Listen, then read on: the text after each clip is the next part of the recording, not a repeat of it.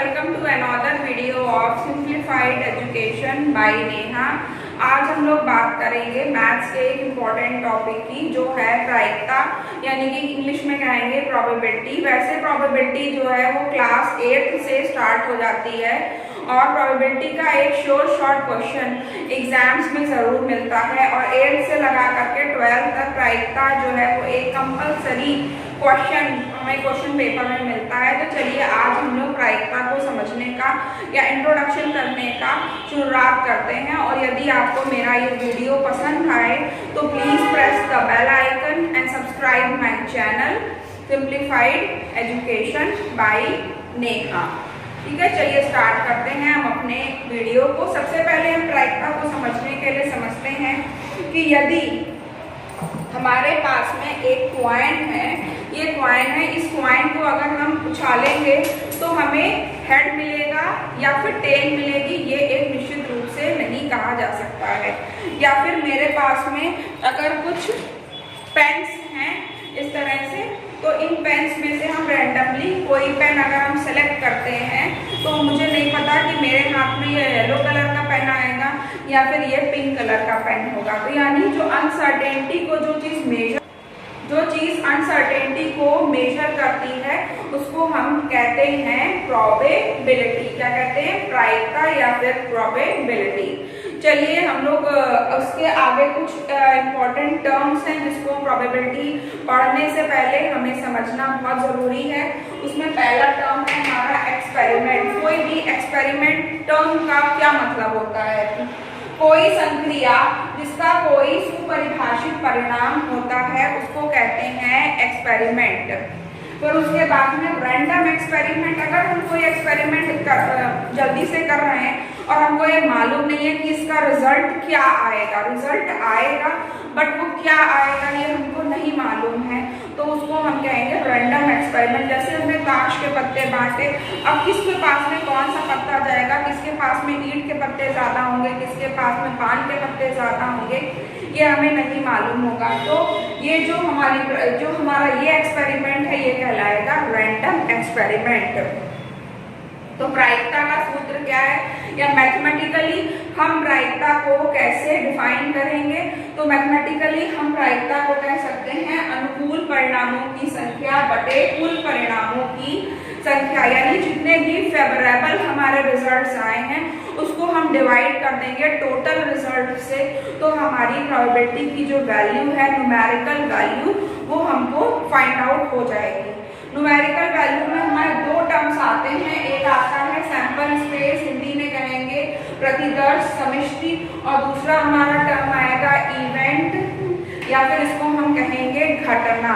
तो सबसे पहले हम ये समझ लेते हैं कि हमारी प्रतिदर्श समष्टि क्या होती है। किसी भी यदुरैखिक परीक्षण के सभी संभावित परिणामों के समुच्चय को उस परीक्षण का प्रतिदर्श समष्टि कहते हैं। यानी कि अगर हम किसी सिक्के को उछालते हैं तो हमें हेड मिलेगा या फिर टेल मिलेगी, यानी दो हमारे पास में चांस है, हेड का और दूसरा है टेल का। तो इन दोनों को कंबाइन करेंगे तो हमें क्या मिल जाएगा? सैंपल स्पेस यानी कि S। सेकंड क्या है? इवेंट। इवेंट क्या होता है? प्रतिदर्श समष्टि के प्रत्येक उप समुच्चय को घटना कहते हैं। जैसे कि हमने किसी सिक्के की हम बात कर रहे हैं तो हम सबसे इजीएस्ट है सैंपल स्पेस में हमारे दो टर्म्स हैं, एक है H और दूसरा है T।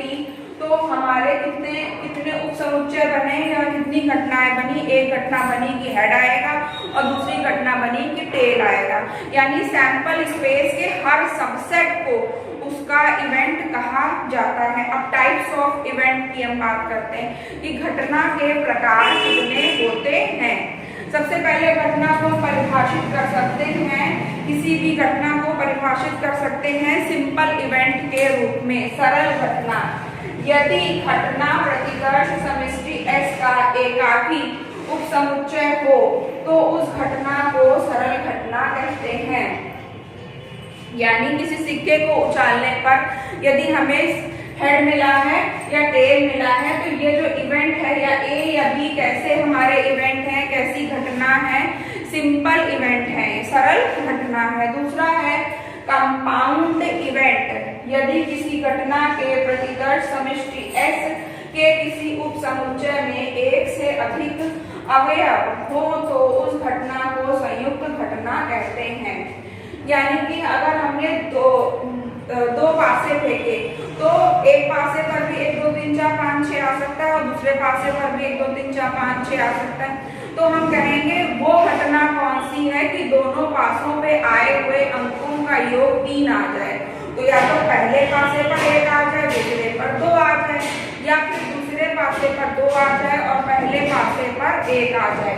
तो इस तरीके से दो हमारे पास में सबसेट्स बनेंगे 1 2 या फिर 2 1। इसको हम कहेंगे कंपाउंड इवेंट या फिर संयुक्त घटना। उसके बाद में हम कहेंगे असंगम घटना। मान लिया किसी भी सिक्के को उछालने पर हमें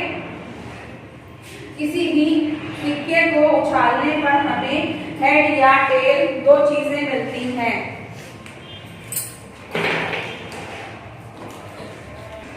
सॉरी फॉर इनकन्वीनियंस। अगर हम किसी भी सैंपल स्पेस में तो एक सिक्के को उछालते हैं तो या तो हमें हेड मिलेगा या फिर हमें टेल मिलेगी। अगर हम ऐसा इवेंट बनाएं कि हमें हेड और टेल दोनों मिल जाएं, तो ऐसी घटना नहीं हो सकती है। इसलिए हम कहेंगे कि वो इवेंट नहीं हो सकता है या फिर वो एक इम्पॉसिबल इवेंट है। या फिर हम कह सकते हैं म्यूचुअली एक्सक्लूसिव इवेंट्स, यानी कि या तो एक होगा घटना होगी या दूसरी होगी, या तो दिन होगा या रात होगी, या तो हेड आएगा या फिर टेल आएगा। हेड और टेल एक साथ नहीं आ सकते हैं। दिन और रात जो है वो एक साथ नहीं हो सकते हैं। तो दोनों घटनाएं कैसी हैं? म्यूचुअली एक्सक्लूसिव इवेंट्स हैं, या फिर हम कह सकते हैं इम्पॉसिबल इवेंट्स भी कह सकते हैं। दो इवेंट्स म्यूचुअली एक्सक्लूसिव हैं यदि दोनों का इंटरसेक्शन 5 के बराबर है। दूसरा है लास्ट है श्योर इवेंट या फिर श्योर इवेंट क्या होता है? कोई भी सैंपल स्पेस खुद का सबसेट होता है तो उसको कहेंगे कि श्योर इवेंट। अब उसके बाद में बात करते हैं ए यूनियन बी की। ए यूनियन बी का क्या मतलब है? या तो ए होगा या फिर बी होगा, या कम से कम या तो ए और बी दोनों में से एक घटना श्योरली होगी। ए और बी में कम से कम एक घटना होगी। इसको हम कहेंगे A union B. A intersection B A और बी दोनों को निरूपित करता है। ये है इवेंट और टाइप्स ऑफ इवेंट्स के बारे में। आई होप इतना कॉन्सेप्ट जो है वो क्लियर हो गया होगा। हम मिलते हैं अपने नेक्स्ट क्लास में एंड प्लीज डोंट फॉरगेट